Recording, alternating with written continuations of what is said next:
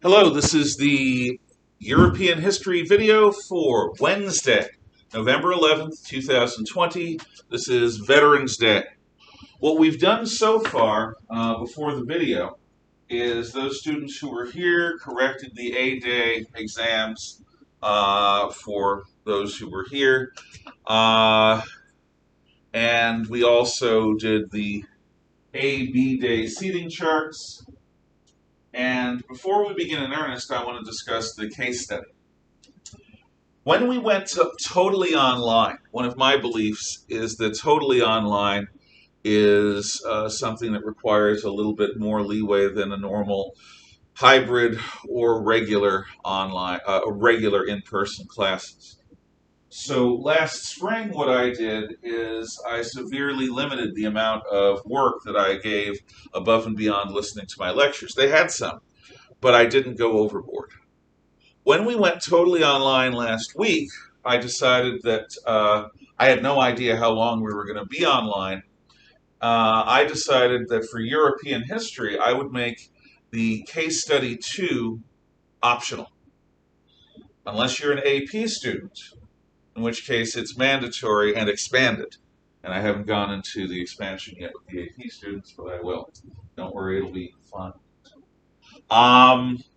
As to the rest of you European students, you might choose to do it, or you might not. The list of case study topics is near the end of your note pack. It's right before the French Revolution movie worksheet. It says Honors European History, Unit 2, and a bunch of titles. This is what you get to choose from. Now, who should choose to do this? Well, if you really messed up first quarter, got a really low grade, and want to boost your second quarter performance, there are a few better ways than doing a really good job on your case study. Because in order to earn first semester credit here at Charter, in other words, for all this work to pay off with academic credit, your first semester average needs to be above passing. That's above 60. 45% of your first semester grade with me is the first quarter grade. 45% is the second quarter grade, which you're now in the process of earning. 10% is the semester exam. If you really tanked the first quarter, and you want to make sure that your second quarter grade is an A or a B, which every single one of you can do if you put your mind to it, all you have to do is choose to do the case study. And the due date is listed on the Google Classroom stream, but I believe it's sometime in early December when everything has to be in. So you've got time to pick one of these and do it. If you've done well, you don't need to. If you haven't done well, you probably should. And if you don't do well during the second quarter, and you didn't do well during the first quarter, and you didn't do one of these, that is your choice, but it's a dysfunctional one. Get it done. It's my advice. Any questions before we begin? Among the multitude of people that are here in person today, I've got a class of 3. So you at home, enjoy spending time with your dogs, your cats, your family, or whatever. We're just having lots of fun here. Okay. The Unit 2 note pack should be included as an attachment to this video. Those people who are here have it in paper form, and there are enough paper copies so that when hopefully all of you return at some point soon, you will get a chance to take them. B-Day people will get to take the hard copies of the note pack tomorrow. So you may want to print that off, but you definitely want to take notes as we go along. Unit 1 was this vast, all-encompassing introduction covering many hundreds of years, about 200 years, and all around the world. Unit 2 is a much tighter story, a much more focused narrative. It also covers, about 150 years, give or take. But what it's about is Absolutism, the Enlightenment, Revolution, and Napoleon. And what this deals with is the proverbial cycles or volley of history. History is sort of like a discussion between people who disagree, who are arguing different points of view. And sometimes one person seems to be winning the argument, and at other times of the other person. So what have we seen so far? We've seen the initial volley, medieval culture. And then the Renaissance challenges medieval assumptions with Greek and Roman ideas from the pagan past. Then Luther challenges all these ideas with the Protestant Reformation. Calvin joins in too. Then Ignatius of Loyola and the Counter-Reformation volleys back. Then the 30 Years' War and all the other wars of religion. And then finally the resolution of all this, the Treaty of Westphalia. And the Treaty of Westphalia, the Peace of Westphalia in 1648, says that the religion of the ruler is the religion of the people. Catholic, Protestant, or Reformed. So, given that, this is our starting point. The religion of the ruler is the religion of the people. Catholic, Protestant, or Reformed. But for the first time since Constantine, Emperor of Rome in the 320s, the rulers of Europe do not have a single unified church to keep them in check. The rulers of Europe basically are much stronger now than the church. Not because the people are any less Christian, but because Christianity is divided. As a result, the kings are going to take this opportunity. And inspired by what they see in China and Japan, we're going to have the first volley of this unit, which is absolutism. The notion that the king should have total or absolute authority within his kingdom, without limits. And that idea of unlimited power is going to be practiced, especially by the archetypical absolutist monarch of Europe, King Louis XIV, Louis XIV of France. However, the people of Europe are not going to give up this notion of limited government easily. The church and the state balanced each other for so long, throughout the entire Christian period, in fact, that they are going to want some balance against unlimited government power. Because if you have unlimited government power, guess what? You're slaves. The government has nothing holding it back from doing whatever it wants to you. So, there is a counter volley. The philosophical enlightenment. In the late 1600s and throughout the 1700s and into the early 1800s even, the philosophical enlightenment is a notion rooted in a concept called natural law and natural rights. This concept, simply put, is, let's imagine for a moment that we can see the truth of the universe around us by being observant, by using reason. We can see what God wants from us, or what the Creator, what the universe wants from us, because it's not overtly entirely Christian. There's some deism involved, which is a belief in some kind of great maker, but without any particular details that everyone agrees on beyond that. But the idea is, what is natural law? What is the way the world is supposed to work? And what is this thing, if anything, called natural rights? And these ideas in the philosophical enlightenment run very much counter to the age of absolutism. So that's the volley. And this leads to the age of a revolution in the 13 colonies of British North America, but particularly in France, against the most absolutist of absolute monarchies in France. And what happens in the United States is a mere political revolution.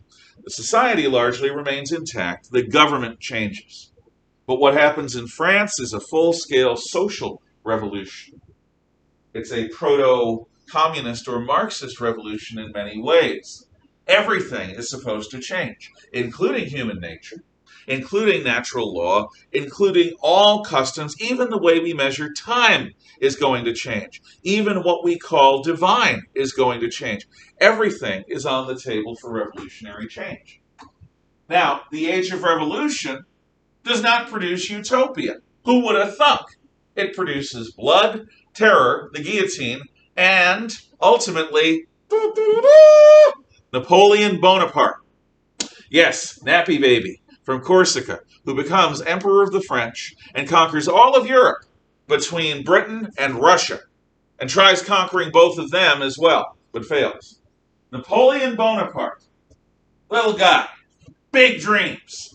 And the revolution in France ends up giving him as much total power as any one man could possibly use. And he is kept from ruling the world by a coalition of Russians and British, much like the coalition of Britain and Russia that hold Hitler back until the United States comes into the war to fight him in World War II. In fact, though the comparisons between Napoleon and Hitler are limited, there are some real comparisons.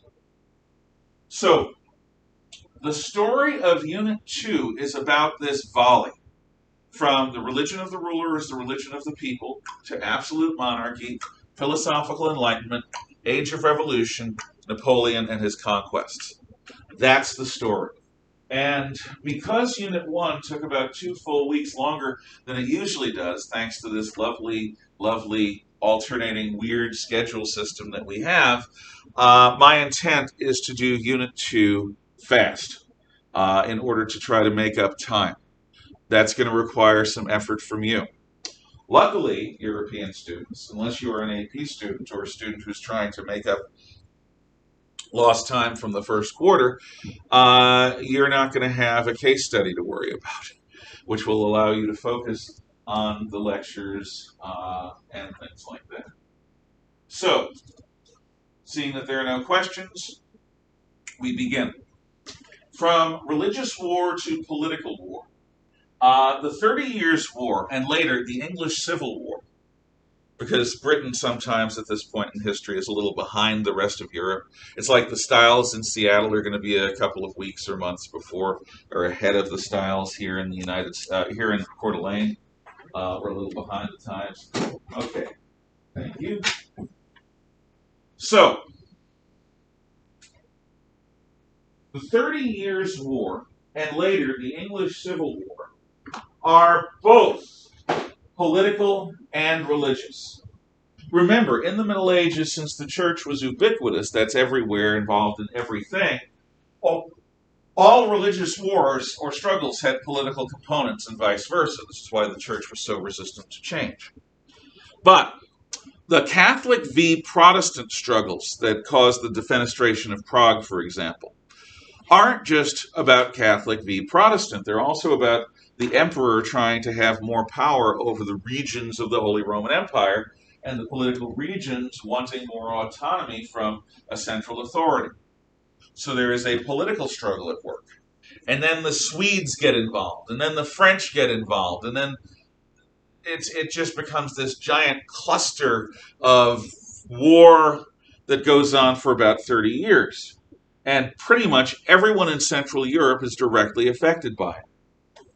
This kind of thoroughgoing struggle has a way of opening people's eyes. The same thing happened after the Napoleonic Wars and after World War I. The attempt was, for those people who lived through this hell, to make sure that it never happens again, at least not in my lifetime.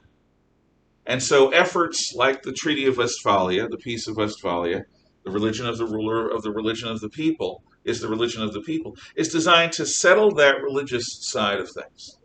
And to an extent, it does. To an extent, it is a basis for peace. But obviously, it's one of those things that the Americans, founding fathers, are going to be arguing against. Remember, like a bit of a volley. They're going to see the unity of church and state as a problem.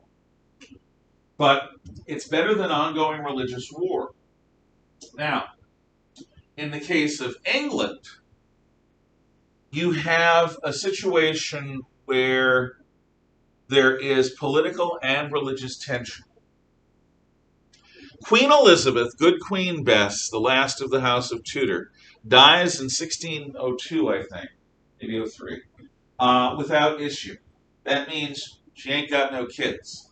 And for a monarch, that's a problem, because the basis of monarchy is a strong descendant. You need at least an heir and a spare. Well, she didn't have anyone, because she didn't officially marry anyone, because she didn't want to lose or give up any power. So what she does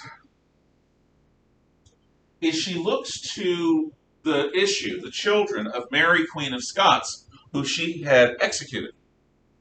And this is James Stuart, King James of Scotland. And she basically establishes him as her heir, so that when she dies, you have one king reigning over all of Britain. King James VI of Scotland becomes King James I of England. He is King James VI in Scotland. When he crosses the border, he's James I.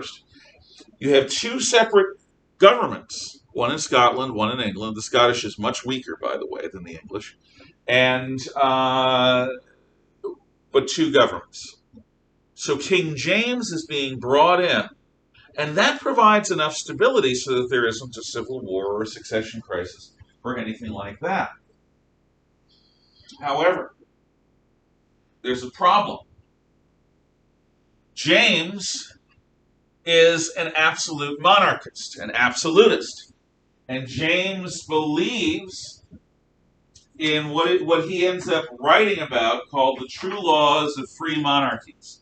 So if you go to the third page of your handout, you will see James I of England, James VI of Scotland, writing about what he thinks kingship is.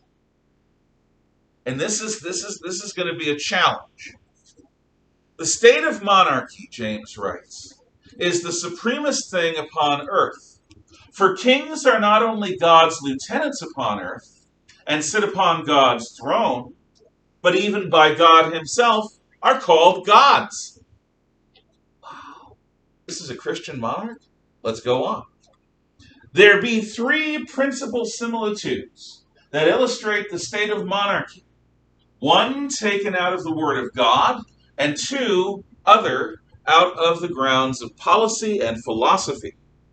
In the Scriptures, kings are called gods, and so their power, after a certain relation, compares to the divine power.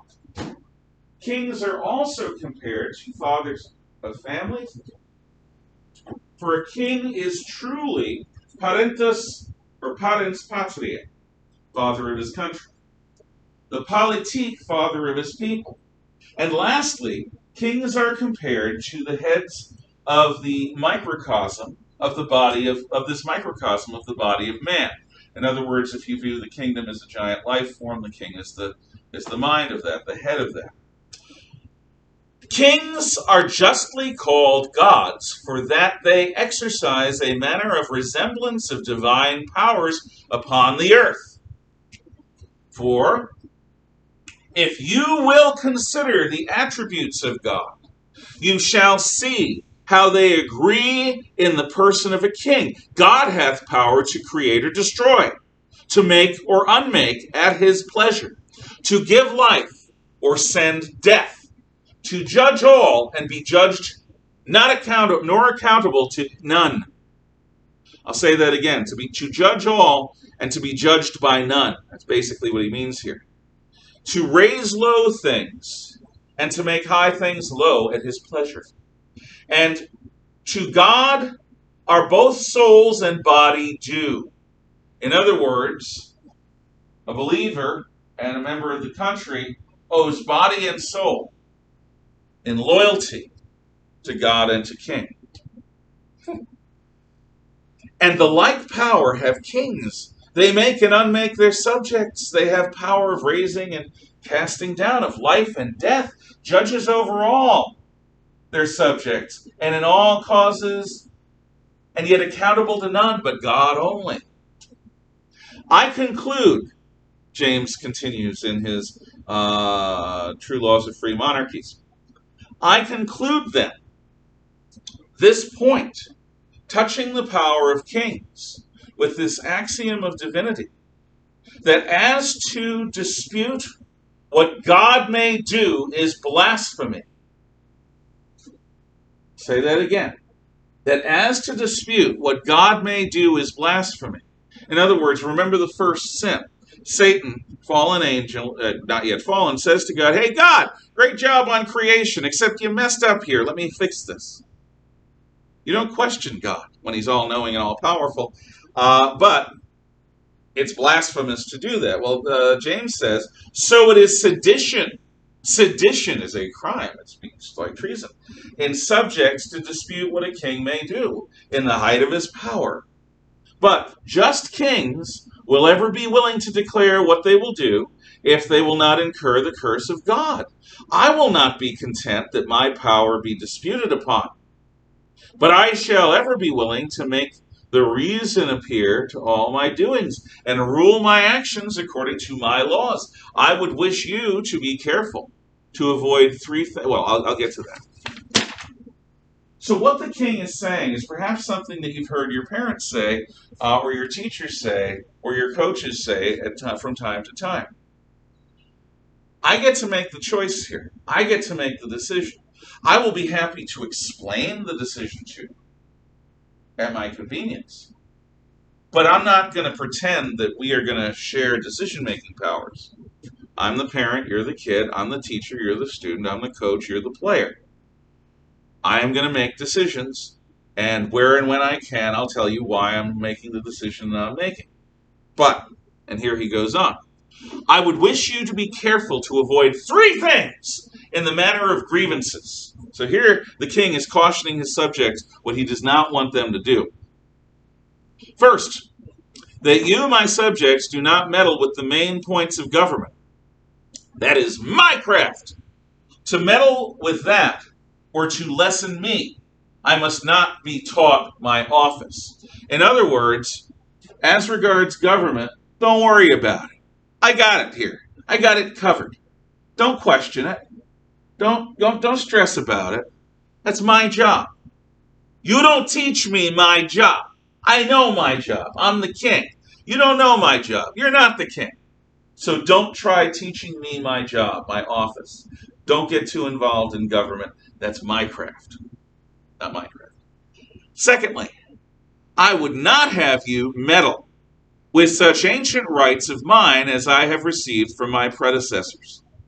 All novelties are dangerous, as well in a politic as in a natural body, and therefore I would be loath to be questioned in my ancient rights and possessions, for that were to judge me unworthy of that which my predecessors had and left me.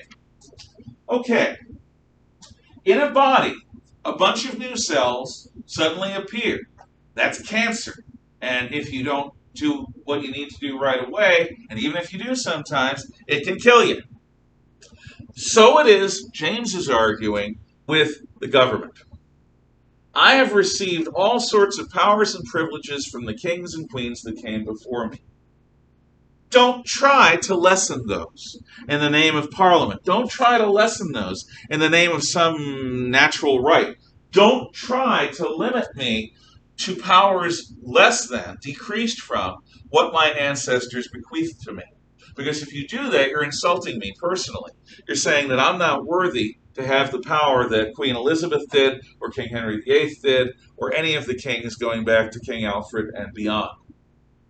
I am king. I inherit my powers. Don't try to limit them. The powers of my ancient office are all mine. They're going to stay mine.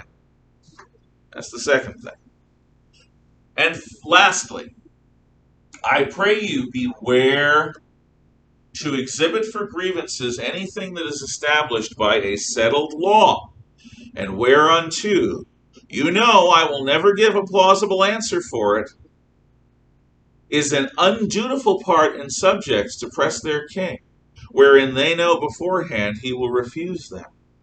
So, In the third part, what James says is, if something has been established as a law, don't question it. Don't try to change it. Don't try to come up with a better law. I'm not even going to answer that. I'm not going to explain it. I'm going to say, that's the law. Suck it up and deal. If you don't like it, that's a shame. But don't tell me that you're going to try to change laws that have been established by me, by my predecessors, and by earlier parliaments. In other words, once something is the law, James is asserting that unless a king decides to change it, it is permanent. It is settled law. It's like these environmental scientists who argue that you can't question man-made climate change because it's settled science. You're instead supposed to bow down before the altar of conventionality and, oh, yes, you're such experts. I can't think for myself. It's settled science. That's what the king expects. Settled law. Should not be questioned. Now, as you will see, this is a shocking attitude in an English monarch, because England has something called Parliament, the place of talking. And we're going to talk about how that came about upcoming. Where is this going to lead? Well, James has a son, Charles I of the House of Stuart, who continues in his father's absolutist pretensions. I have the divine right of kings. God made me a king. You can't unmake what God has made. These pretensions, along with tensions between the Church of England, Roman Catholics, and Puritan Reformed Christians, is going to rip England apart in a terrible civil war. The Civil War will last decades. Every part of the British Isles, including Ireland, will be ravaged as a result. One king will lose his head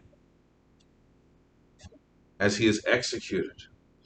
England will be ruled by a military dictatorship. Ultimately, everything is called into question. And it leads us to the terrible year in London of 1666. I'll say that again. 1666. The number of the beast, sort of. But 1666 is, for London, a year that begins in plague. Yep, they have an outbreak of plague in London in 1666. And then there's a great fire in London that burns down a good part of the town.